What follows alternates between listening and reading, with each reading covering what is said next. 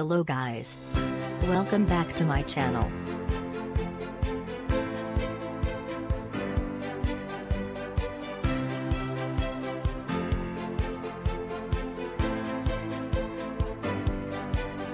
ChatBot is basically a computer program that simulates human conversation, meaning it tries to mimic the human conversation.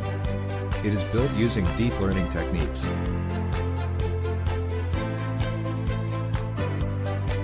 The basic principle that a chatbot uses is NLP. NLP stands for Natural Language Processing, and it's responsible for the human language to computer understandable language. NLU is the one that does it. It decodes the human language and it uses methods to turn it to binary and then performs certain operations and gives the output. Now, NLG generates the text out.